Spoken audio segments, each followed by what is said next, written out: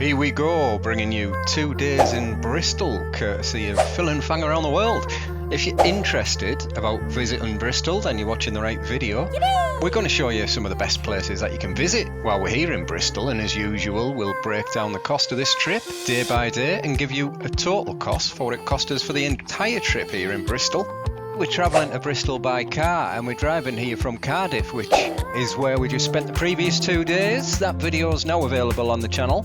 But for this video, we're just going to concentrate on Bristol. It took us around an hour to get to Bristol from Cardiff. And before going to check into our hotel, we made the first stop of the day to this tourist attraction in Bristol, which is the Bristol Zoo Project. This place is definitely worth a visit, and we'll show you why, but first we're going to get the tickets to get in. And on the day, ticket prices were £14.60 each per adult. They had different talks on at different times, if that's of interest to you, regarding the different animals, but for us, we just took our time and had a nice walk around the different areas. Starting with this place first, where we went to see the giraffes. I'm pretty sure I don't smell that bad, but with remarks like that, she needs to be careful or she'll be getting fed to the bears. And it's the bears that we'll go and have a look at now in this part of the park, adequately named Bearwood. This part of the park will take you about an hour in total to walk around. So we're currently in Bearwoods looking for some bears. The bears we'll have a look at now are Eurasian brown bears, which live for about 25 years. They have a diet of deer, small mammals, fruit, fish and insects. And although they move fairly slowly, don't let that fool you, because in fact they can run faster than a horse. After watching the bears feed and take a bath, it's time to go and see how much these impressive creatures weigh now.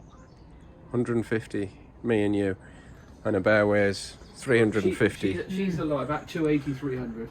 280, 300. Yeah, she's the lightest. There you go. Me and Fang had a combined weight of 150 kilogram, and the lightest bear in the park, as you just heard, weighs 200 to 300 kilograms. Interesting. And there's not only bears in these woods, there's wolves as well. And these wolves are Eurasian grey wolves and live till around 7 years old. They eat almost anything from birds and small animals to deer and wild boar. And an interesting fact about these creatures is that their howl can be heard from up to 15 kilometres away. This is definitely a place we'd recommend visiting if you come into Bristol, and give yourself at least a few hours here, because you could spend all day here if you wish, although we found that a few hours was sufficient to walk around the zoo and see everything. And I'll put the map of this zoo on the screen for you now, which shows you all the different areas that you can go while you're here. And the next area we're going to go is to see the butterfly maze, which didn't actually have any butterflies, so that was a bit pointless. However, there were ostriches at the amazing ostrich section, which are magnificent creatures, as well as these little meerkats. And we've still got a lot to show you in Bristol, so we'll move through the zoo a little bit quicker now and show you the last few animals of interest here, which were these lemurs and this amazing leopard, which we managed to get a video of pretty close up. That was it for our time at the zoo, and it was pretty good value for money all in all, and being the good boyfriend that I am, I bought Fang a gift from the gift shop as a reminder of our time here, and she chose this leopard. At least that's what I think it was. So that was it, Bristol Zoo, wildlife project complete. Now time to go into Bristol. Driving into Bristol city centre from the zoo took us around 20 minutes, and no car journey is complete without a few snacks along the way. Yummy, yummy. We're staying at an Ibis hotel here in Bristol, which is near the harbour, and we parked the car up for the night at this multi-storey car park, and we paid for this online, which actually worked out cheaper than just paying at the machine. And we'll show you the hotel room now when we find it. And the rooms here are very simple and have everything you need. There's a good sized bed and a TV. But one thing about these bathrooms in these hotels is that they always feel very plasticky, and I'm guessing it's because they're prefabricated and built off site and just shipped into the hotel. But it serves its purpose, and we didn't really care about the views too much either, because we only chose this hotel for somewhere to sleep, and because it was in a good location, and the reviews also said it had a good breakfast, which we shall find out if that was true in the morning. So we've just arrived in Bristol, and the first place we're going is the Bristol Museum, which is up this way, if Fang's got the directions right. The less said about Fang's directional skills, the better. However, even though it was on our list of things to do and see tomorrow, we saw Bristol Cathedral at the top of this hill and decided we would go and see it now. Bristol Cathedral's been a place of worship since 1140, and it's a fascinating building which tells a story going back over 900 years. We'll show you around here a little bit, and this cathedral had a really nice garden, which is what we'll show you now. And with it being a place of worship, it felt quite tranquil and peaceful, and somewhere you could just chill out for a bit. Although there wasn't much chance of that for us today, as we have quite a busy schedule and want to stick to it and see as much as we can whilst we're here in Bristol. Just something worth mentioning is that if you're into history or want expert knowledge of Bristol Cathedral, then don't ask me. But what you can do is tour this place with an experienced tour guide, should you wish. And this cathedral's certainly keeping up with the times, and this is the first time I've ever seen one that offers contactless donations using your card or your phone. We're going to take a walk now to a place that was on our itinerary of things that we wanted to see today, and it's the City Museum and Art Gallery, which is about a 10-minute walk up this hill. And on the way up, it was no surprise to see what Fang had spotted, and we'll have a look in that shop later. They had some decent stuff in there, actually. Really? And here we've arrived at the City Museum and Art Gallery. This place is open from 10 in the morning until 5 in the evening, and it's free to visit, although donations are welcome. They've got exhibitions on each floor, and this being the ground floor, we'll have a look through this part, which is Egypt. And you can go back in time and see how the Egyptians used to view the afterlife and get to look at some of the tombs of the mummies. We shall leave Egypt there and move on to the next floor, located on the first floor, and that shows us the occurrence of metallic ore minerals, which sounds a little confusing, but I'll explain into simple terms. It's basically a rock from which a particular mineral can be profitably extracted, and this is called ore. And the ores of metallic minerals are generally located in igneous rocks and metamorphic rocks. Ooh. And we're not only a travel channel, but we like to try and educate you as well when we can.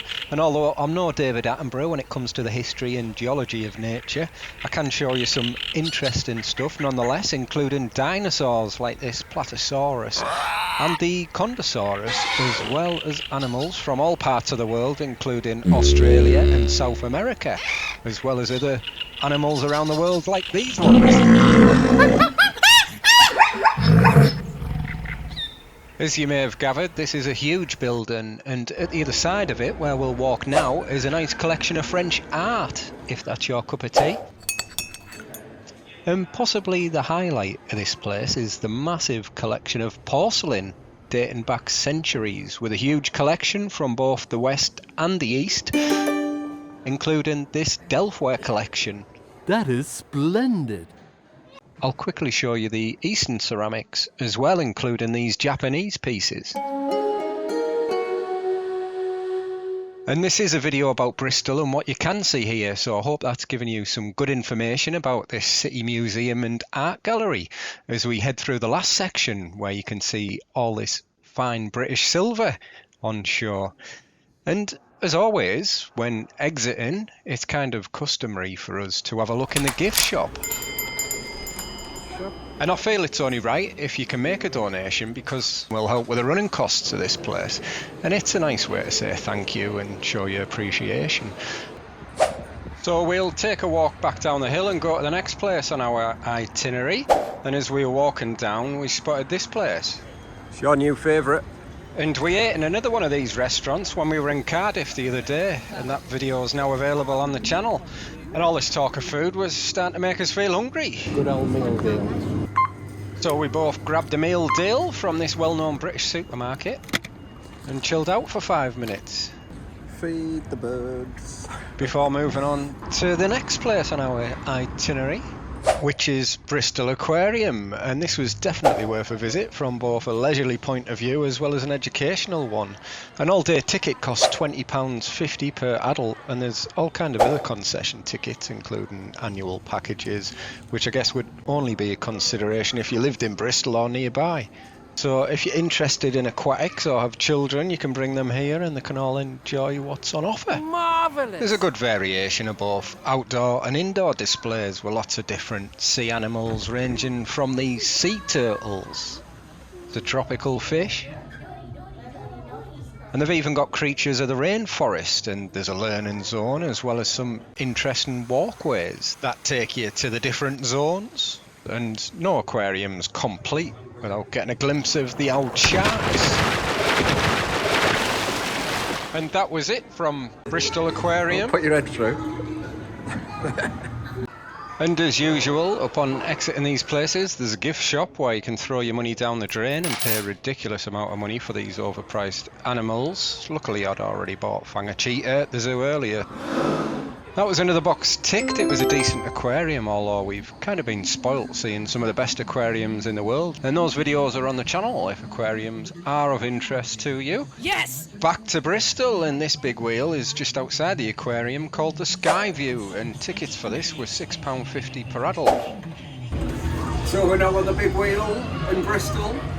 And I've had to block out some of what I was saying because there was a Shakira song playing in the background and I didn't want this video getting flagged for copyright content. And as much as we all like a bit of Shakira, I can resume with the original audio when I get a bit further up. I'll be honest, mate, that doesn't feel that safe. I think the last big wheel we went on was the London Eye, which was like the Lamborghini of big wheels, I guess, compared to this. Round number 2.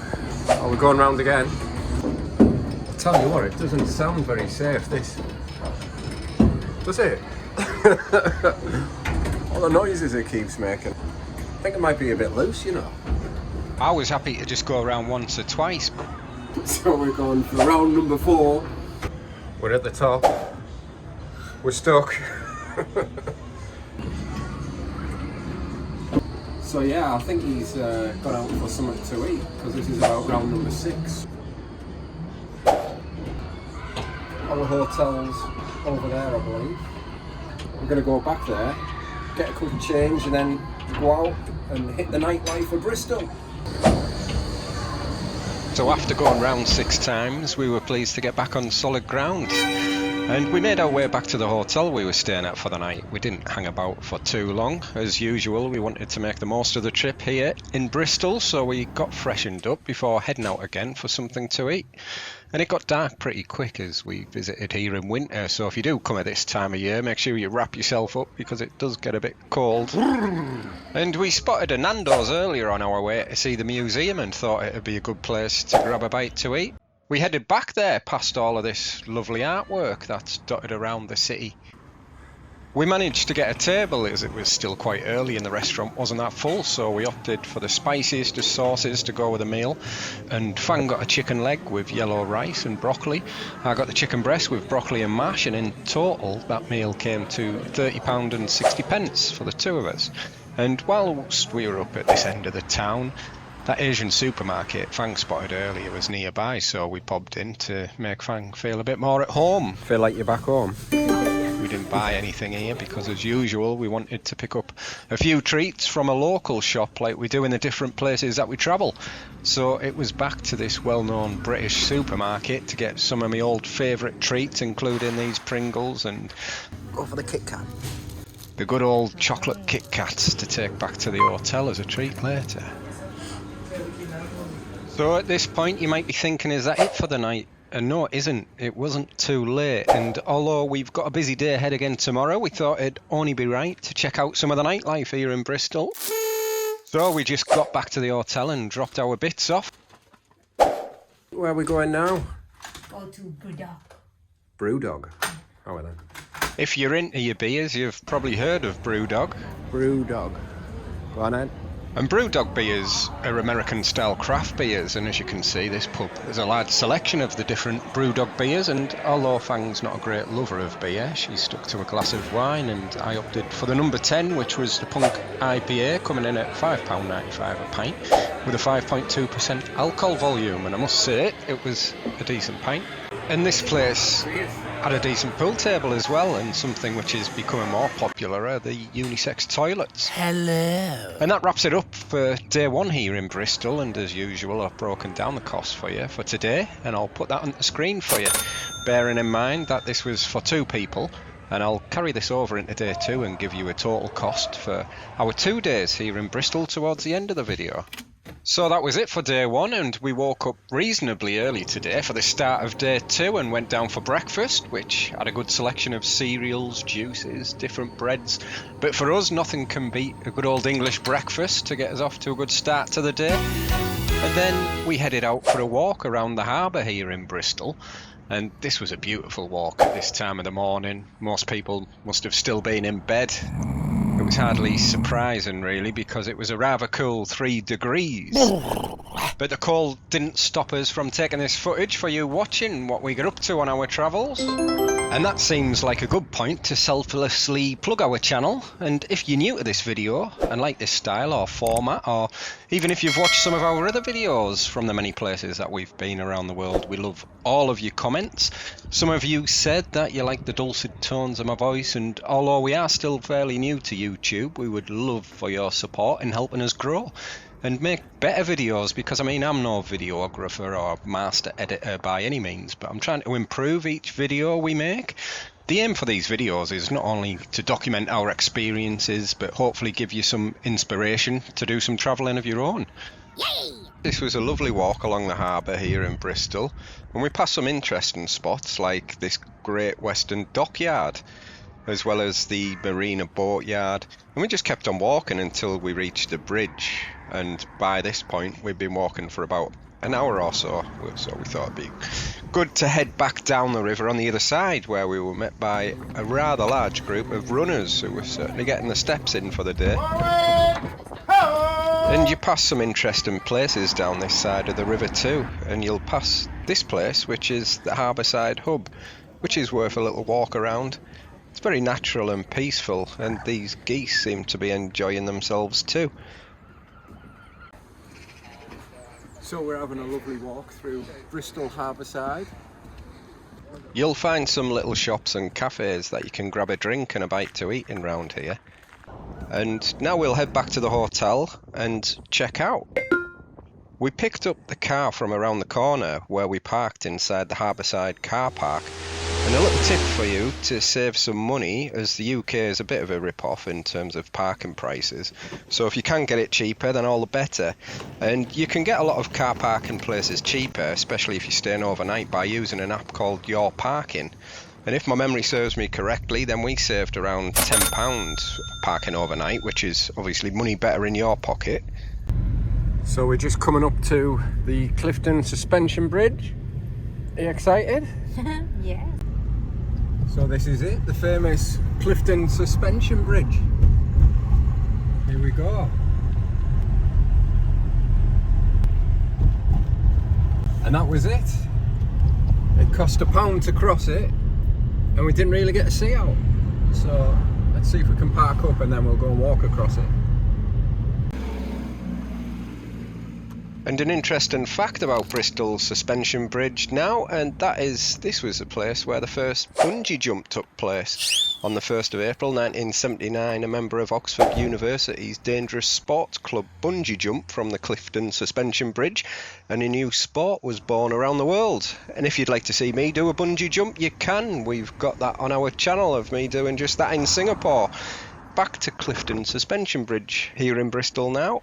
The £1 you've seen us pay earlier to cross the bridge is a toll that's used to maintain and repair the bridge since it opened in 1864. Good. I'll show you how high the bridge is from where we're standing now, and it's around 75 metres to the water and approximately 101 metres from the water to the top of the bridge. So we've just walked over the suspension bridge, and in the distance we've just seen this castle or whatever it is, so I think we're going to go and have a look.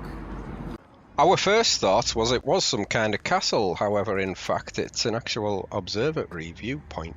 And once you're over here you can see these awesome views of the suspension bridge in all its full glory like we're doing. Or you can even take your views to the next level as well from the Clifton Observatory. You can also see the bridge from 𝐁𝐑𝐈𝐒𝐋 as well as looking through the Obscura camera. And each of these viewing points at the time of recording in 2024 cost £3 great British pounds. And we're going to head back down and cross the bridge on the other side now to get a different view over the River Avon. And I hope that this has given you a little insight into some of the things that you can see and do here in Bristol. And as promised, I'll put the breakdown of the costs on what we spent for our 2 days here in Bristol on the screen for you now. Bearing in mind this was for 2 people.